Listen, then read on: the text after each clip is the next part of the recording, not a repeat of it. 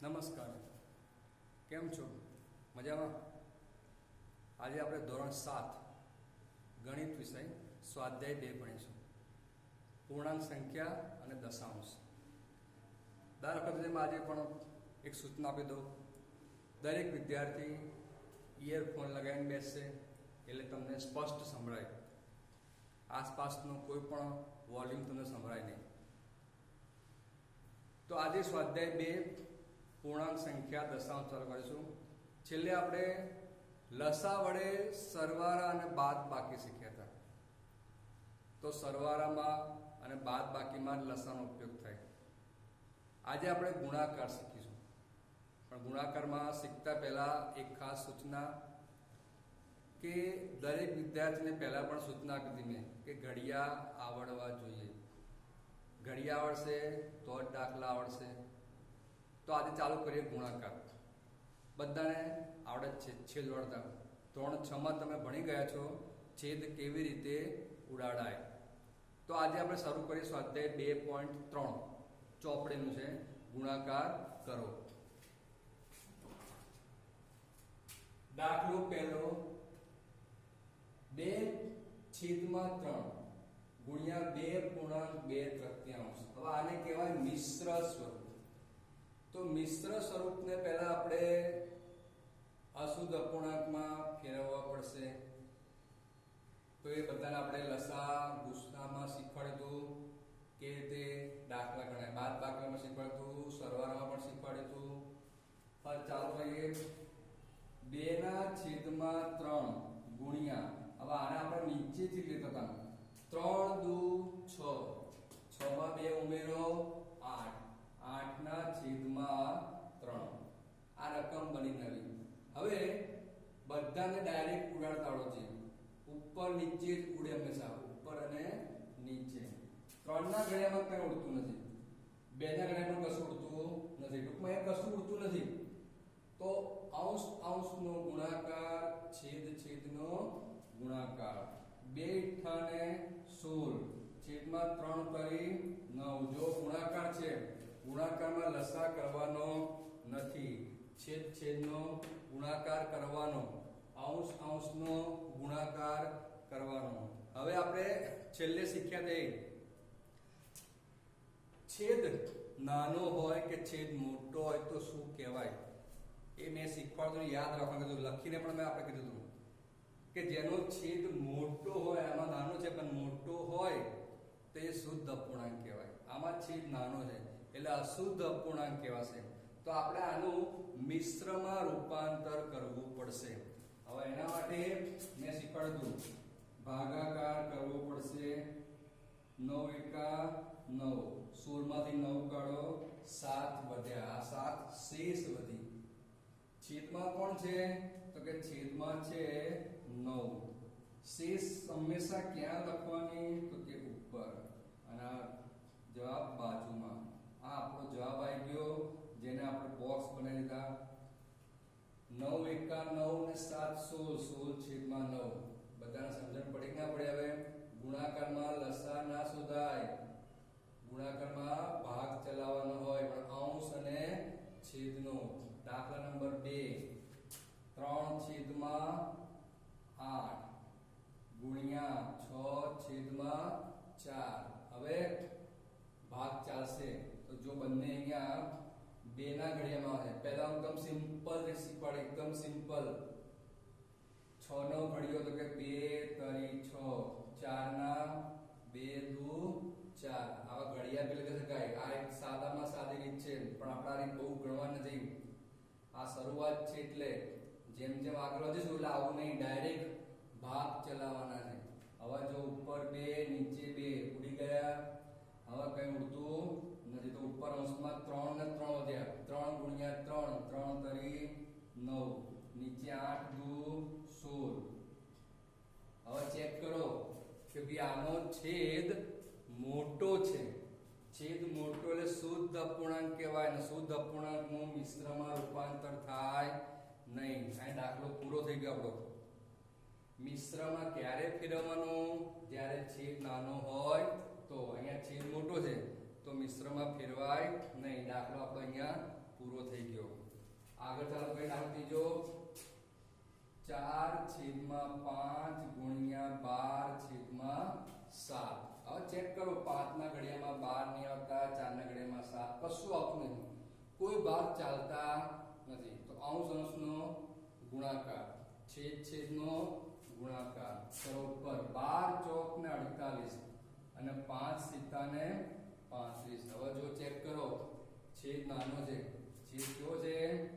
નાનો. તો એનો આપણે શું કરીશું? મિશ્રમાં ફેરવવું પડશે.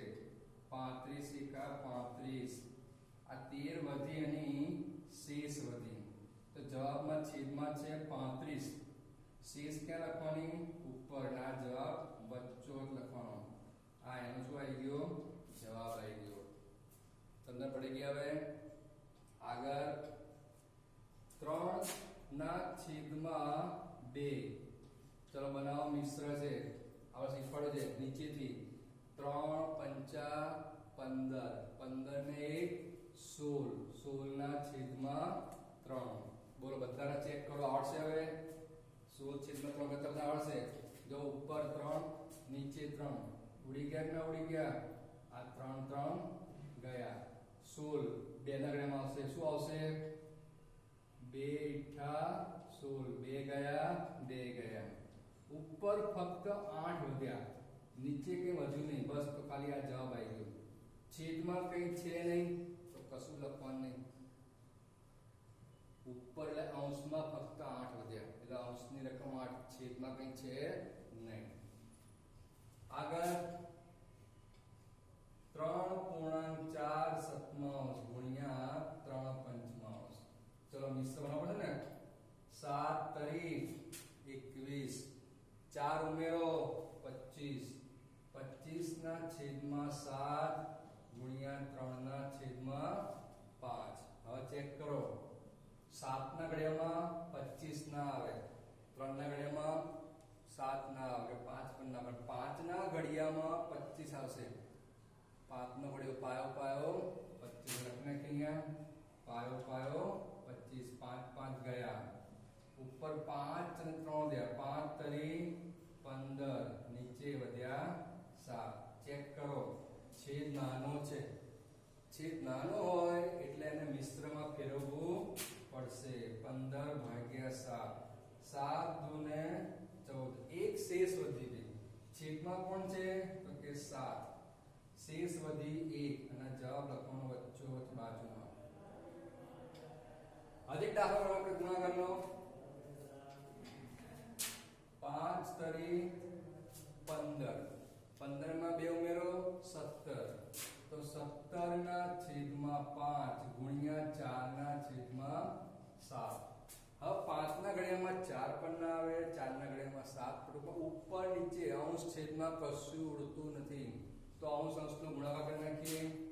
17 ચોક 68, 5 સિત્તાને 35. ગુણાકાર કરી નાખ્યો, ક્યાંય ભાગ ચાલતો નથી. હવે જો ફરીથી એનો છેદ કેવો છે? નાનો. છેદ નાનો હોય એટલે મિશ્રમાં ફેરવવું પડશે. પહેલા ભાગાકાર કરી નાખીએ આપણે. 68/35, 35 એકા 35, 33 શેષ વધી. છેદમાં કોણ છે? તો છેદમાં છે 35 અને પછી શેષ વધી 33, 1. આ એનો જવાબ.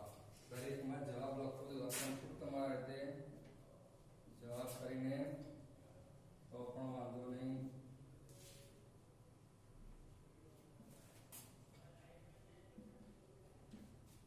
દરેકે આવા બોક્સ બનાવવાના છે ફરજિયાત.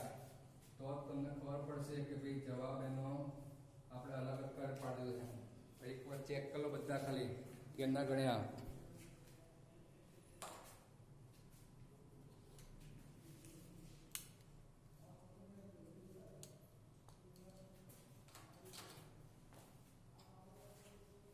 આવડશે બધાને?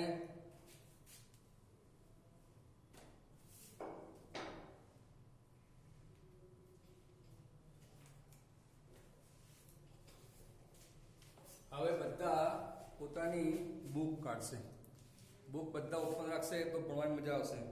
પાના નંબર 42 42 છે. અત્યારે દાખલા ગણે આપણે એવા દાખલા છે બીજા, પણ આ રકમ વાળો દાખલા ગણો આપણે. પાના નંબર 2 હું રકમ સમજાઈશ અહીંયા અને ગણાઈશ પણ ખરો, ધ્યાન બધા અહીં આપશે.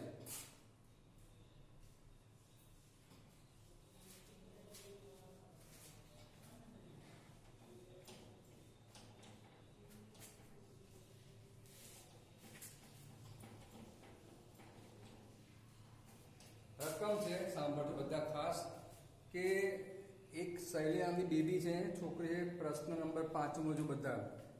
પ્રશ્ન નંબર 5, બગીચામાં 4 છોડ રોપ્યા. બગીચામાં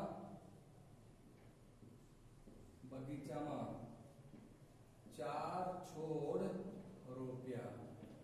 હવે બે છોડ વચ્ચેનું અંતર, બે છોડ વચ્ચેનું અંતર 3/4 મીટર છે.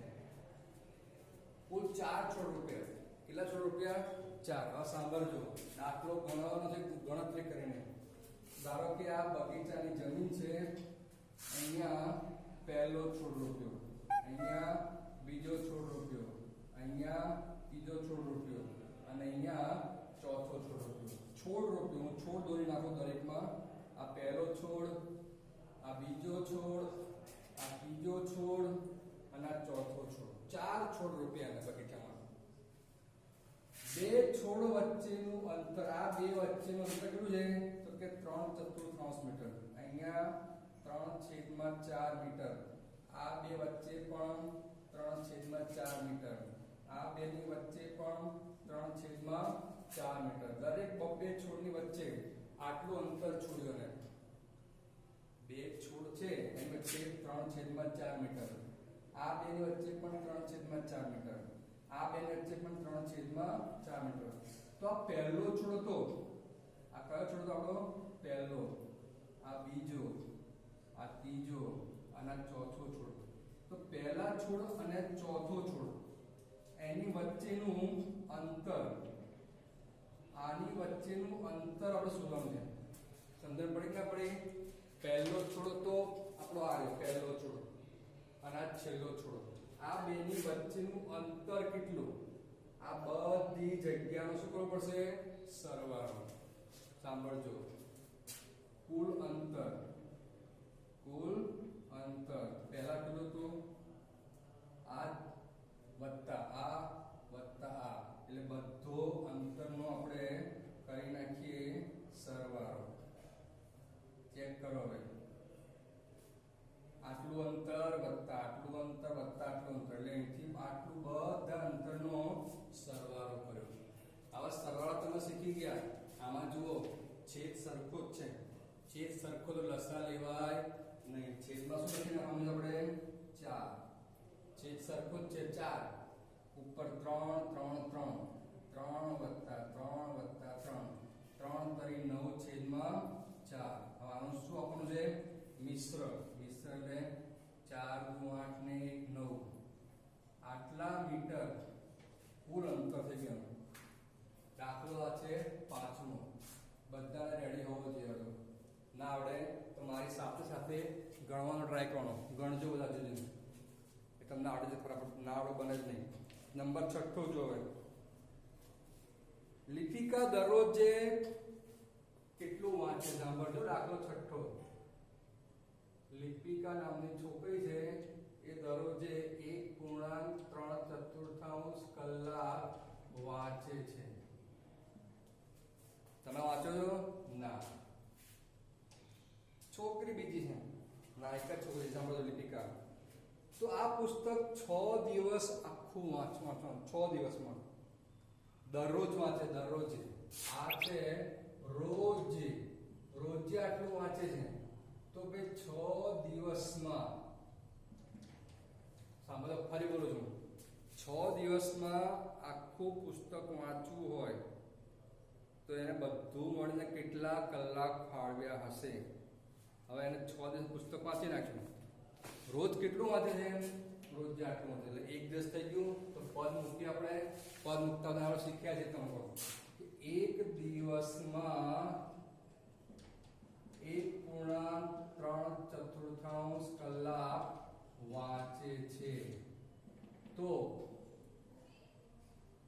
6 દિવસમાં કેટલા કલાક વાંચે છે? આવું પદ તમે છઠ્ઠામાં ભણી ગયા છો. પદ લખવામાં નિયમ છે, જે વસ્તુ આપી હોય સરખી આગળ હોય, દિવસ પાછળ વાંચે છે પાછળ આવી ગયું. જે વસ્તુ શોધવાની હોય એ પાછળ લખવાની. અહીંયા કલાક કેટલા વાંચે છે એ પાછળ કેમ લખ્યું? એ શોધવાનું છે કેટલા કલાક વાંચે છે કુલ. હવે ગુણાકાર થશે 1.4 ગુણ્યા 6. ચલો બનાવો.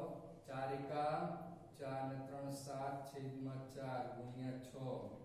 ભાગ ચાલે જો અહીંયા 2 તરી 6 2 દુ 4 2 2 ગયા ઉપર અંશમાં 7 3 દે 7 તરી 21 નીચે 2. આટલા કલાકે વાંચે. પણ આપણે આનું શું બનાવવું પડશે? મિશ્ર બનાવવું પડશે. મિશ્ર બનાવવા માટે કઈ ભાગાકાર 21 ભાગ્યા 2 2 દાન 20. એક શેષ વધી ગઈ તો લખીએ. ચલો બાજુમાં આપણે છેદમાં 2 ના 2 શેષ હંમેશા ઉપર 10 અહીંયા. તો હવે આટલા કલાકે વાંચે છે.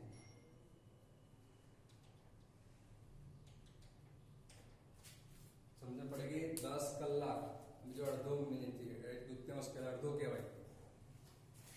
સમજણ પડી બધાને કે ના પડી? હવે બરોબર છે. હવે આપણે ગણીએ સાતમું. હવે બહુ સહેલો છે. આ દાખલો બધા ગણાઈ ગયો છે. હું પૂછી નાખું. આવો જો તમે ખાવતો સ્ક્રીનશોટ પાડી લેવાનો. સ્ક્રીનશોટ પાડશો એટલે આટલું દાખલો તમારો આવી જશે. ફટાફટ પાડો સ્ક્રીનશોટ. રેડી? હવે સાતમો દાખલો ગણીએ આપણે. સાતમો દાખલો બહુ સહેલો છે. સાંભળજો.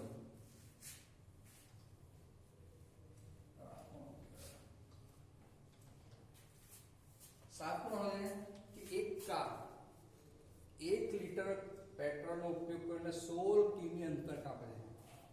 એક દાખલા નંબર આપ્યો આ સાતમો. એમાં છે 1 લીટર પેટ્રોલમાં